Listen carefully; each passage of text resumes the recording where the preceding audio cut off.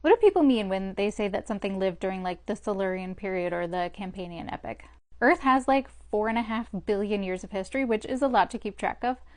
So geologists decided to split it up to make it all make sense. They split it into large divisions called eras, then further divisions called periods, then further divisions called epochs. It goes on. Learning about where things fit in the context of other events help us make sense of how things change over time. I think learning the geologic timescale is one of the best ways to help you have fun with geology and paleontology. However, it can be hard to learn, especially since the geologic timescale was made by mostly white European geologists, so they definitely have a bias that won't necessarily make sense to you in your context. When I took my first geology class, I did just straight memorize the geologic timescale, and then I immediately forgot it all after the class was done. What I recommend is picking a few events that are interesting to you. I picked the Cambrian explosion, the end Permian mass extinction, and the end Cretaceous mass extinction.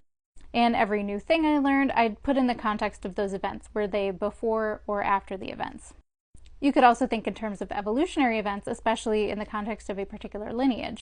Your events could be the advent of photosynthesis, the gobbling up of those photosynthetic microbes to make the first chloroplasts, vascularization, and then finally seeds and flowers.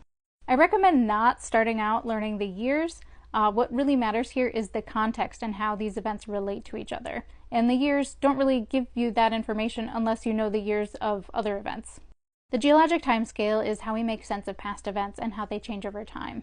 It's also how we communicate about these events. And I think the fastest way to learn it is doing it in your own way.